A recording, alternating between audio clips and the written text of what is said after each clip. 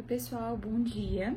Então começaremos hoje mais um vídeo, começaremos com a unidade 3, Poder Legislativo, né? Nós já vimos a unidade 1, Organização Federal em Sala de Aula, vimos a unidade 2 sobre Poder Executivo nas primeiras videoaulas, né? Temos 6 vídeos sobre Poder Executivo, além da aula ao vivo que fizemos de revisão e aprofundamento de alguns pontos sobre o Poder Executivo, e passaremos agora ao estudo do Poder Legislativo, certo? O Poder Legislativo também faz parte, né, de uma função do Estado, de acordo com Montesquieu, né, em sua teoria da separação dos poderes, que nós adotamos em nossa Constituição de 88.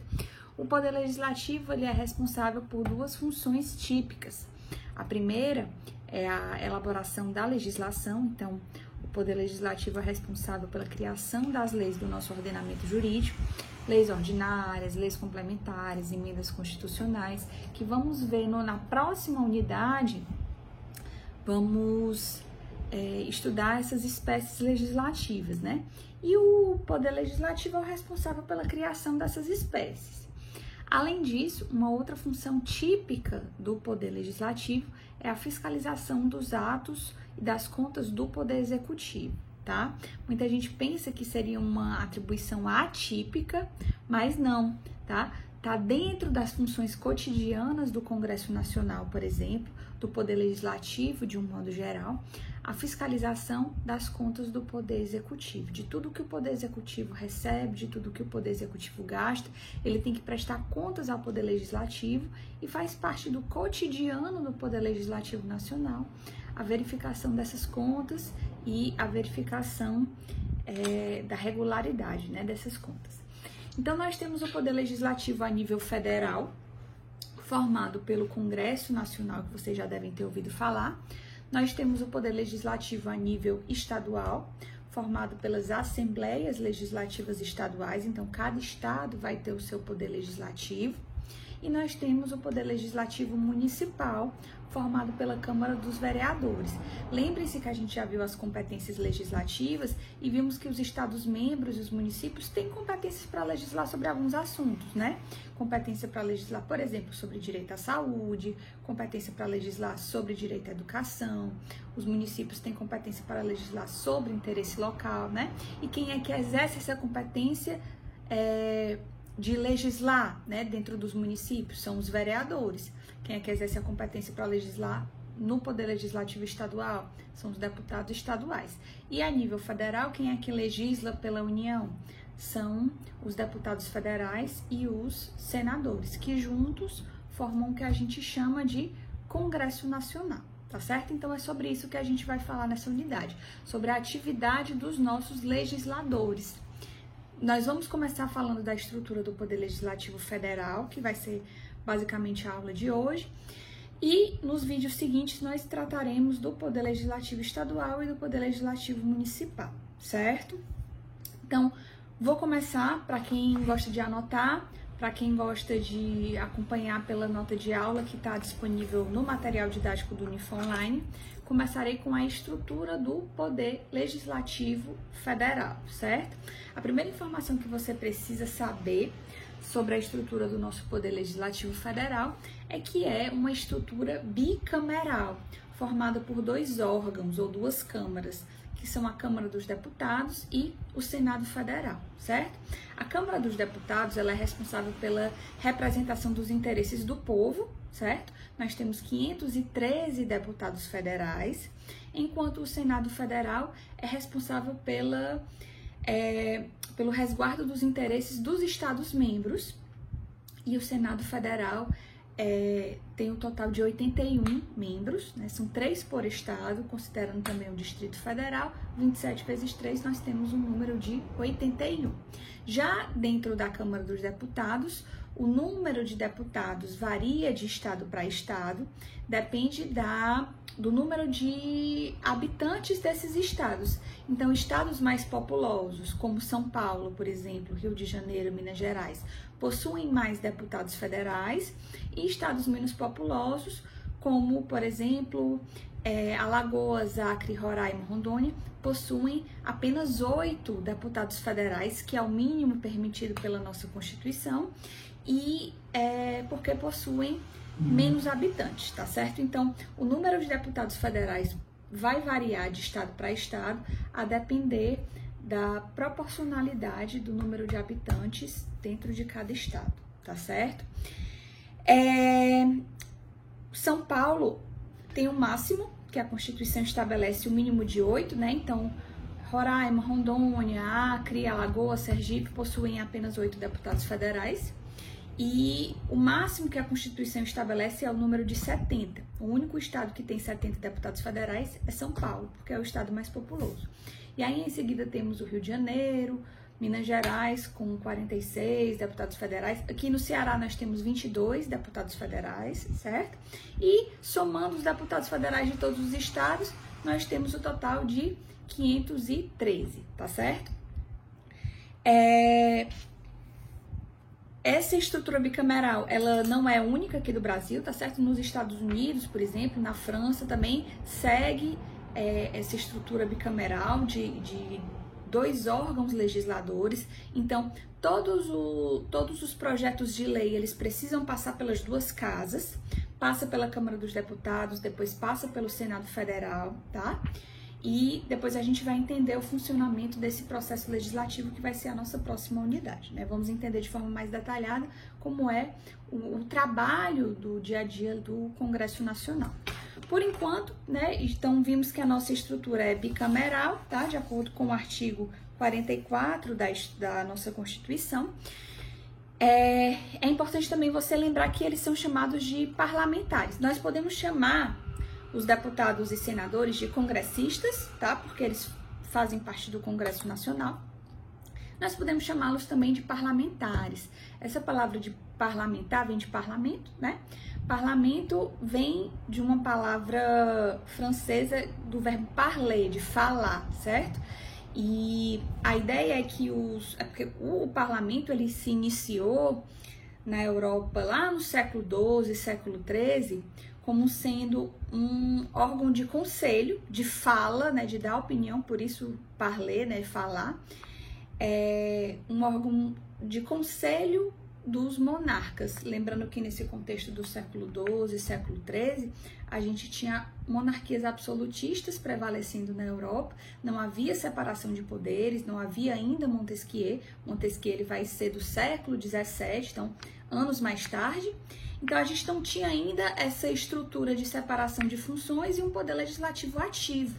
O que se tinha no século XII e século XIII era um órgão de conselho dos monarcas absolutistas. Esse órgão de conselho era chamado de parlamento, certo? E aí o parlamento depois se desenvolveu e se tornou, né, essa estrutura que hoje nós chamamos de poder legislativo. Então, é comum a gente chamar de congressistas, comum chamar de legisladores, chamar de parlamentares, né? O mesmo deputados federais e senadores. Nós estamos falando da mesma pessoa, das mesmas pessoas. São o grupo de pessoas que são responsáveis pela nossa legislação a nível federal, né? E a nível estadual nós temos os deputados estaduais e os vereadores a nível municipal, como eu já falei, né? Estou sendo até repetitivo. Bom, o que mais sobre a estrutura do nosso poder legislativo federal? O nosso Poder Legislativo Federal, ele exerce algumas atribuições típicas, certo? Como eu disse, a atividade fiscalizatória, né? Isso a gente pode encontrar, por exemplo, quem gosta de anotar aí alguns artigos para ver como é que o Congresso Nacional exerce a atividade fiscalizatória. Lá no artigo 58, parágrafo 3º da Constituição, existe a possibilidade de criação de CPIs. Nós vamos estudar ainda em alguns vídeos mais para frente, 2 ou 3, falaremos sobre o funcionamento das CPIs, mas vocês já devem ter ouvido falar. CPIs são as comissões parlamentares de inquérito. É um momento em que deputados federais e senadores podem criar uma comissão, essa CPI, para investigar algum fato envolvendo a administração pública dentro, né, dessa atividade típica fiscalizatória. Além disso, temos os artigos 49 da Constituição, incisos 9 e inciso 10, que vão falar da atividade de fiscalização das contas do Poder Executivo. Além disso, o artigo 50, parágrafo 2º da Constituição vai falar sobre a possibilidade do Congresso Nacional solicitar informações para órgãos da administração pública dentro dessa atividade fiscalizatória. Então, dentro das atividades típicas, nós temos essa primeira, né, atividades fiscalizatórias, e dei alguns exemplos de artigos da Constituição que comprovam isso. Além disso, o Congresso Nacional exerce atividades legislativas típicas, né, por meio do processo legislativo que nós vamos estudar na próxima unidade, e aí eu estou falando da criação de leis complementares, de leis ordinárias, de emendas constitucionais, né, que nós vamos estudar na próxima unidade. Além disso, o Congresso Nacional exerce atividades deliberativas. Isso também também está dentro das funções típicas do Congresso Nacional. O Congresso Nacional delibera. Deliberar é dizer sim ou não a respeito de uma determinada conduta do Poder Executivo, né? Veja que o Poder Executivo, por exemplo, o Presidente da República, lembra que nós vimos que depois que ele decreta intervenção federal, o decreto vai para o Congresso Nacional, para o Congresso Nacional dizer se mantém a intervenção ou não, nós vimos isso já, né? Esse sim ou não do Congresso Nacional é uma atividade deliberativa. Além disso, se o presidente precisar decretar estado de sítio, se o presidente precisar sair do país por mais de 15 dias, né? Nós temos aí exemplos no artigo 49, inciso 2, inciso 3, para aprovar estado de defesa, autorizar estado de sítio, artigo 49, inciso 3, enfim, inciso 4º também, resolver tratados internacionais danosos para o Brasil, são exemplos de atividades que o Congresso Nacional não está legislando, ele está deliberando, dizendo sim ou não para algumas atividades do Poder Executivo, certo? E aí esse sim ou não, essa atividade a gente chama de atividade deliberativa, tá? Então, para quem gosta de anotar aí artigos, artigo 49, inciso 2, 3, 4, inciso 1, inciso 6º, inciso 7º, inciso 8º, inciso 13, inciso 14, né? São exemplos de atividades deliberativas do Congresso Nacional, tá certo? Depois você dá uma olhadinha nesses artigos que vai estar lá especificado quais são essas atividades deliberativas. Além disso, o Congresso Nacional exerce atividade constituinte derivada. O Congresso Nacional, vocês devem lembrar das aulas de Constitucional 1, é quem pode alterar a nossa Constituição, exerce o chamado poder constituinte derivado reformador, não é assim? Então, tá dentro das atribuições do Congresso Nacional o poder e o dever de alterar a Constituição, né? Pelo exercício do chamado poder constituinte derivado reformador, certo? Isso aí está lá no artigo 60 da Constituição, nós estudaremos de forma mais específica sobre as emendas constitucionais na próxima unidade, tá? O que mais que vocês precisam saber sobre a estrutura do Poder Legislativo Federal? Em relação aos subsídios, né, quem é que paga os deputados federais e senadores? Somos nós, né, através dos tributos que nós pagamos, mas veja que a iniciativa de lei para fixação dos subsídios dos deputados federais e dos senadores é dos próprios deputados federais e senadores, quer dizer, quem faz o projeto de lei para definir a remuneração dos deputados federais e senadores são eles mesmos, isso está lá na nossa Constituição. E cabe ao presidente sancionar ou vetar esse projeto de lei, tá certo? Mas veja que né, uma situação, digamos assim, peculiar, né? Porque você faz a própria iniciativa de um projeto de lei para fixação da sua remuneração, né? Mas precisa da sanção e do veto do veto do presidente. Com certeza precisa da sanção do presidente para poder ser aprovado. Só que quem é que fixa a remuneração do presidente da República? É o Congresso Nacional, né? Então veja que é uma situação colocada pela Constituição, de uma mão lavar a outra. E é complicado, né? Em um contexto de crise econômica, a gente vê a remuneração, a fixação desses subsídios dos congressistas aumentando, né, enquanto direitos trabalhistas estão cada vez sendo enxugados, né, diante de um contexto de crise econômica, com certeza agravados por essa questão do coronavírus, certo? Mas é assim, né, o funcionamento da fixação dos subsídios, tá?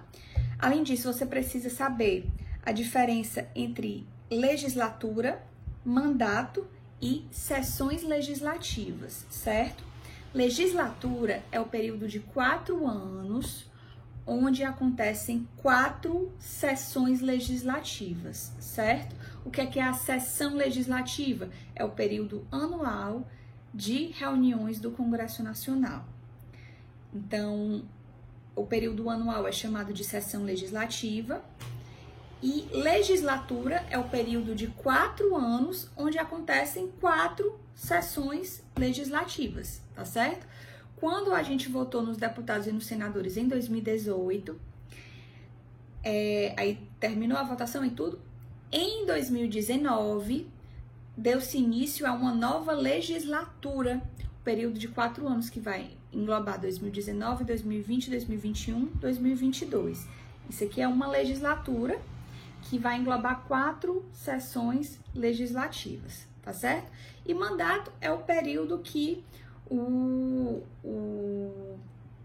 parlamentar eleito ou o candidato eleito vai passar no poder. O mandato de deputados federais coincide com a legislatura, certo? Então, o mandato de deputado federal é de 4 anos, coincide com a legislatura. Mas de senador, gente, não sei se vocês sabiam, mas o mandato é de 8 anos, certo? E isso é uma construção histórico-cultural de muito tempo atrás, não é uma novidade da Constituição de 88. Então, os senadores, eles têm um mandato de 8 anos, certo? E isso vai englobar 2 legislaturas, entenderam? Questão aritmética simples, né? O mandato de senador de 8 anos engloba 2 legislaturas e engloba, consequentemente, 8 sessões legislativas, que é o período de 1 ano de reuniões do Congresso Nacional, tá? As reuniões do Congresso Nacional, elas são interrompidas em julho e em dezembro, janeiro, eles têm um período de recesso, certo? De 17 de julho a 1º de agosto tem o primeiro recesso, e de 22 de dezembro até o dia 2 de fevereiro, até o dia 1º de fevereiro, nós temos um outro recesso, certo? E aí as sessões então vão acontecer de 2 de fevereiro a 17 de julho e depois de 1º de agosto até 22 de dezembro, tá? Peraí que ficou confuso. Os intervalos, eles acontecem de 17 de julho até 1º de agosto e depois de 23 de dezembro a 1º de fevereiro, tá certo? Pronto. Para que as reuniões aconteçam, é preciso da maioria absoluta dos membros. Isso equivale a 257 deputados e 41 senadores, tá certo? Porque significa a metade mais 1, né? Do número de deputados federais e de senadores existentes no Congresso Nacional. Se nós temos 513 deputados, 257 é a metade mais 1, né? Então, nós temos esse número como quórum mínimo necessário para que uma sessão no Congresso Nacional, na Câmara dos Deputados, se inicie, certo? E o quórum de 41 senadores para que a sessão no Senado Federal seja iniciada, tá?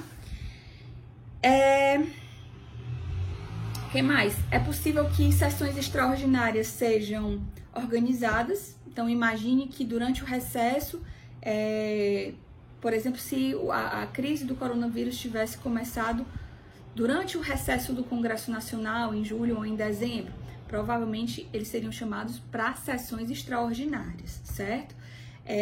Ou diante de uma declaração de guerra contra outro país em julho, em dezembro, janeiro, não há como o Congresso Nacional ficar completamente parado por motivo de recesso. Nesses casos, o Congresso Nacional será convocado para sessões extraordinárias. E aí a Constituição diz, lá no artigo 57, parágrafo a partir do artigo 57, né, vai falar dessa questão da convocação extraordinária e diz lá que os congressistas não receberão nada extra, eles não poderão receber adicionais por estarem sendo convocados nessas sessões extraordinárias, tá? Outra coisa importante para você saber é que as sessões do Congresso Nacional, elas são em regra elas acontecem em separado, certo? A regra é que cada um fica na sua casa, a Câmara dos Deputados tem as suas votações, depois o Senado Federal vai ter as suas votações em momentos separados, cada um na sua casa. Tem aquele prédio do Congresso Nacional, que vocês já devem ter visto, um prédio de Oscar Niemeyer. De um lado fica a Câmara dos Deputados e do outro fica o Senado Federal. Mas a Constituição estabelece, lá no artigo 57, parágrafo 3º, que algumas deliberações deverão ser feitas em conjunto. E aí o Congresso Nacional vai se unir em uma sessão única, em uma sessão conjunta, em que participarão deputados federais e senadores ao mesmo tempo, tá? O espaço físico vai acontecer dentro da sessão plenária da Câmara dos Deputados, porque é mais espaçosa, mas será uma sessão conjunta do Congresso Nacional, deputados federais e senadores juntos. E aí, o regimento interno do Congresso Nacional estipula as situações em que Câmara e Senado atuarão em sessão conjunta. Primeiro, para dar posse ao presidente e vice-presidente da República. Então, no dia 1º de janeiro do ano seguinte ao das eleições, vai haver uma sessão extraordinária, né? Porque vai estar dentro do recesso do Congresso Nacional, mas vai haver uma sessão extraordinária para dar posse ao presidente e ao vice-presidente eleitos. Isso vai acontecer em uma sessão conjunta.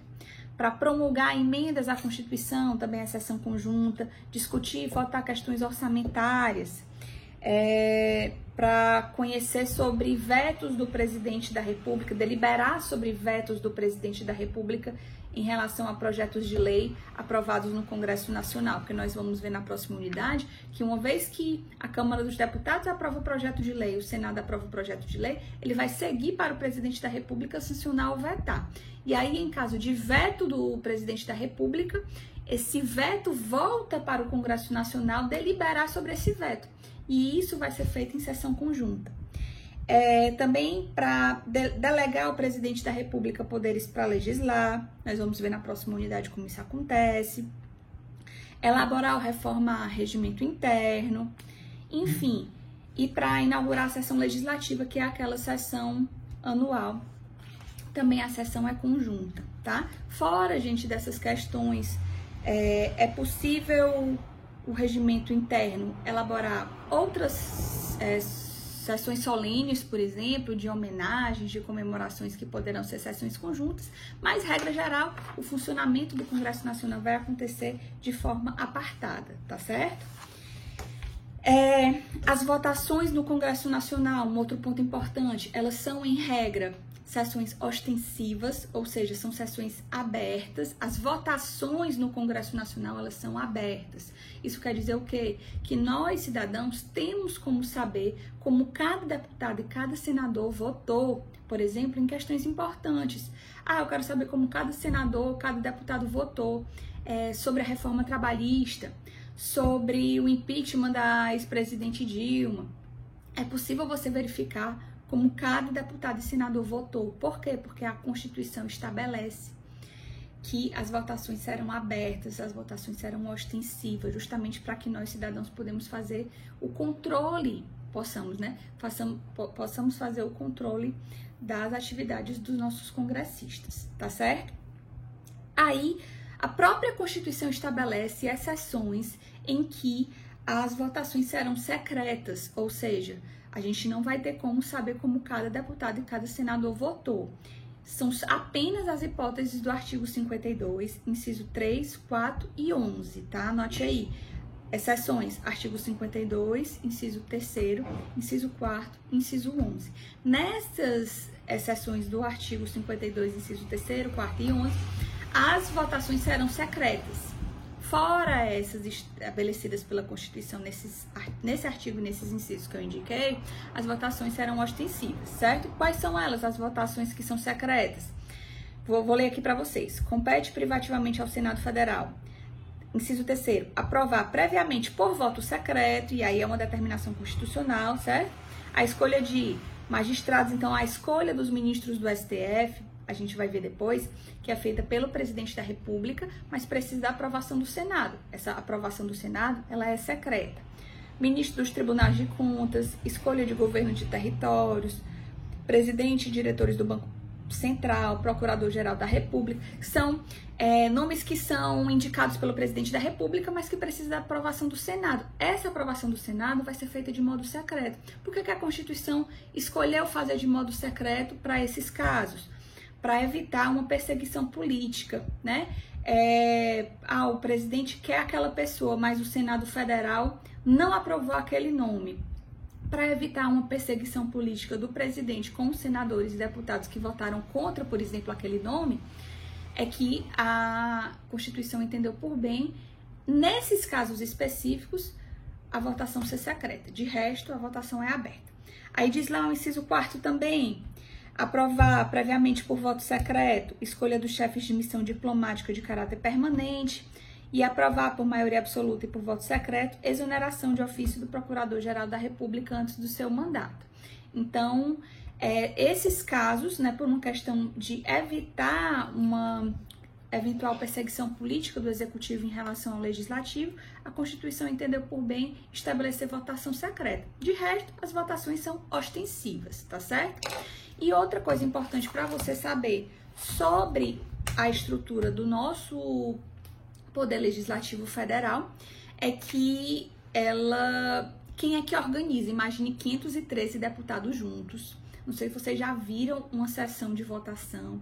É a maior confusão às vezes, né?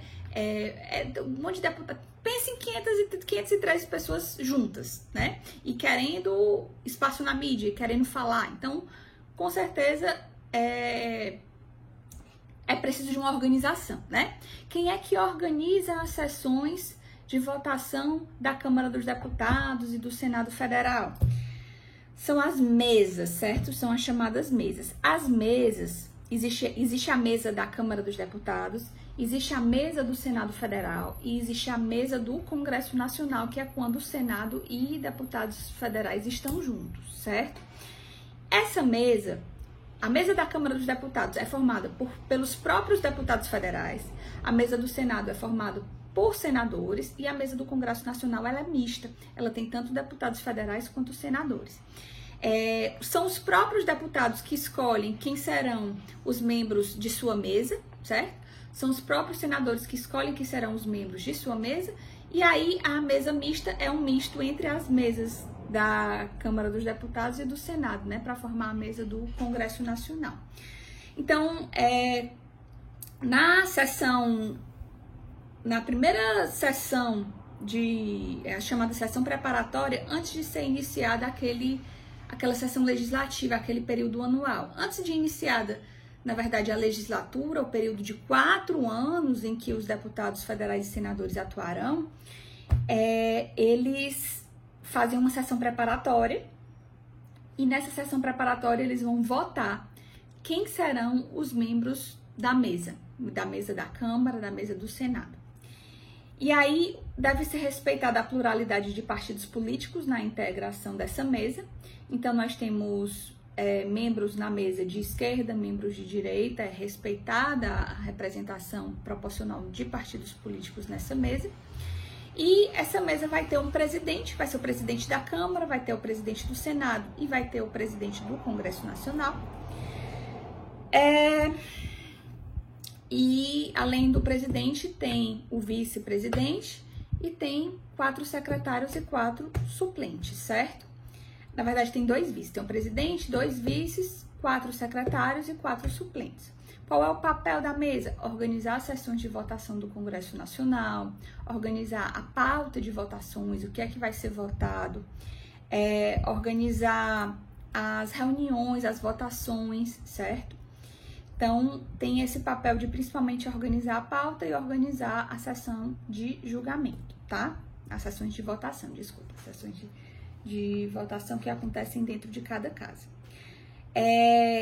A mesa do Congresso Nacional, que é quando deputados federais e senadores estão juntos, é da seguinte forma que é organizada.